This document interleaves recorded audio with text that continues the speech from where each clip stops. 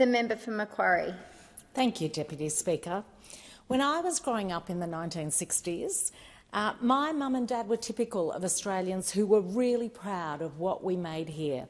They were proud of their Holden car. They were proud of their Hills hoist. Really good. Australian made. They were proud of Victor mowers. And we used those and we knew they were made in Australia. At that time, manufacturing peaked at around about 25% of Australia's GDP, and up to a third of Australians were employed in manufacturing. Now, what happened in the 60s didn't happen by accident. John Curtin and Ben Chifley, who I follow in the line of members for Macquarie very proudly, they had a vision for what would happen when World War II ended. They wanted national reconstruction. They wanted things like the creation of a car manufacturing industry, and they saw the economic multiplier effect of having these industries. But 60 years on, while we are still very proud of our inventors, they don't often manufacture here. We're really proud of our scientists, but often they have to send their intellectual property offshore. And we are still proud of iconic Aussie brands, but too few of them exist, and even fewer are made or even assembled here. But we can once again be proud of our ability not just to dig things up out of the ground, not just to grow things, but to add value to them, to make things here or to make them better here. We can be the ones to turn resources that the world needs into the products that are in demand. Now, I'm not talking about putting on rose-coloured glasses and heading back to the 60s, heaven forbid. I'm thinking about where we could be in the 2030s, in the 2040s, in the 2050s by grabbing the opportunity that is right here now, in front of us. And about how we do that by harnessing private investment with really prudent public investment to be the catalyst for it. Labor wants Australia to be a country where we make things here, because making more things here will grow our economy and create good jobs, good long-term sustainable industries with good jobs. I think COVID showed us the need for us to stand on our own 2 feet and for it to be spread right around this nation where incredible things can happen, making the most of what we have, making more things here, making Australia wealthier, more secure and more independent. That's what Future Made in Australia is all about, an economic plan for a better future. It builds on the work that we've already done with our National Reconstruction Fund investing in manufacturing across the country, our 500,000 fee-free TAFE places so that we're building skills in our workforce, and our investments in universities, in science and in cyber capability, to name a few. And of course, our comprehensive roadmap for cleaner, cheaper energy. In Australia, Deputy Speaker, we have a unique combination of circumstances. I've heard the Treasurer describe it as the geology, the geography, the meteorology and the geopolitical advantage that all of these things position us ahead of just about every other country in the world to be thinking to the future if we seize those opportunities in this clean energy transition. You know, what it really means is it's that unique combination of resources, of people and skills, of space and sunlight and wind to grow our economy, meaning good jobs, cheaper power and sustainable industries. Now, I stress that we do this not as our sole purpose, because we are very focused on the immediate, on the things people are feeling day to day, the cost of living pressures they're feeling. So we do this at the same time. This is not a one or the other. We are capable of going, what is really pressing for homes, residents, for small businesses, what are the things that are pressuring them now? And not ignoring those, not pretending they don't happen, but tackling them to the very best of our ability. And at the same time, we think about the future challenges so that we are actually positioning Australia much better for the coming decades. And I think about doing this not for my generation, but for my kids' generation and for their kids' generation. And that is what Labor is always thinking about, not just today, although today matters a lot, but also about the future. Now, with this legislation, there are three parts to it, and I think it's worth understanding those three parts. One is the national interest framework. This will help us identify the sectors where Australia has a really clear and sustained advantage in a net zero economy, or where we need to increase economic security or resilience.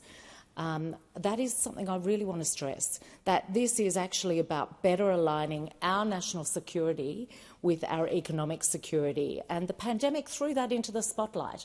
It threw into the spotlight the fragmentation of supply chain, our susceptibility as a smaller nation at the end of a supply chain often to not be able to get the things we need when we need them. And we want to turn that around.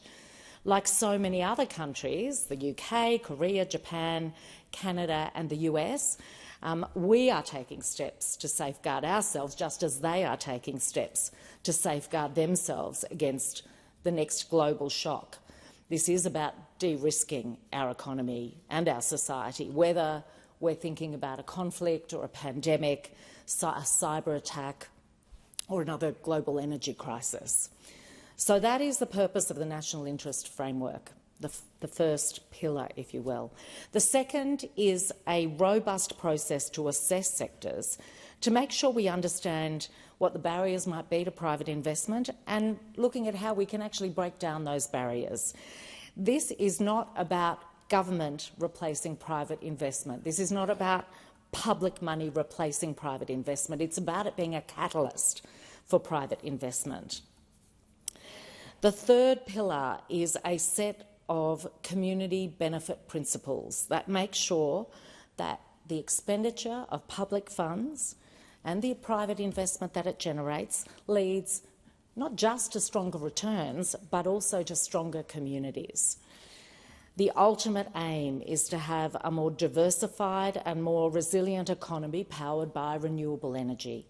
And we are already operating on the principles articulated in this legislation.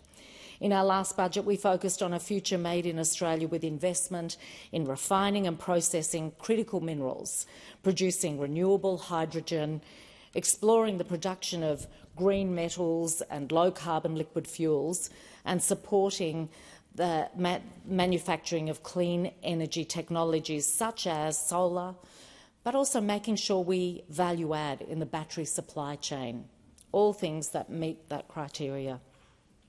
Our $22 billion budget investment shows our commitment to this agenda, but it will need to be heavily supplemented by private investment, and we look forward to working with the private sector. My experience of working with the private sector, I had 25 years in business, much of it working with investment banks, large corporates, and 15 years ago they were saying, just give us certainty.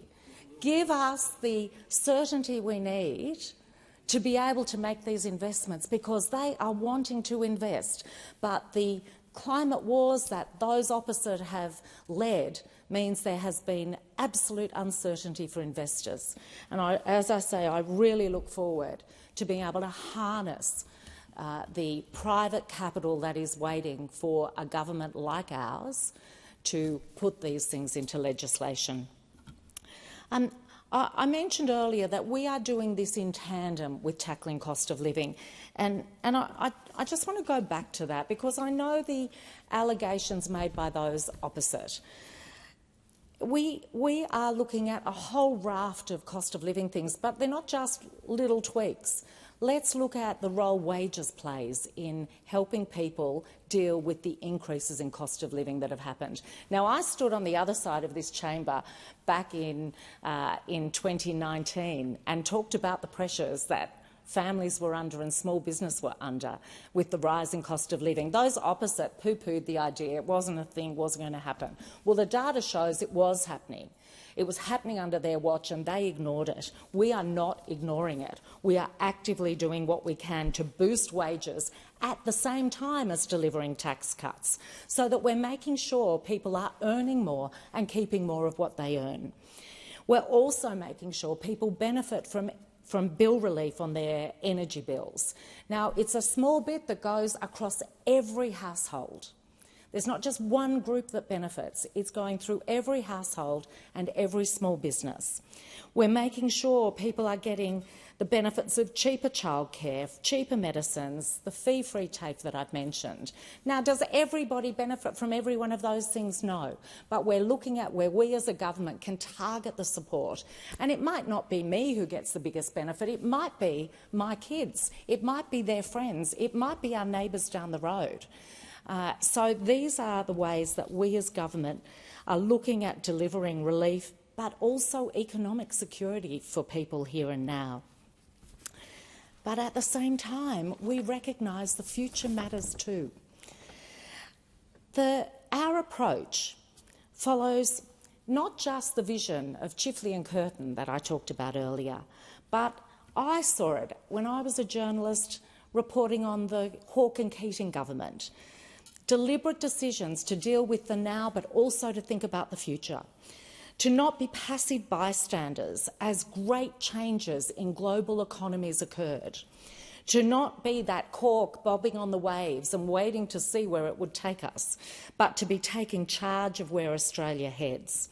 To recognise the opportunity and to act on it.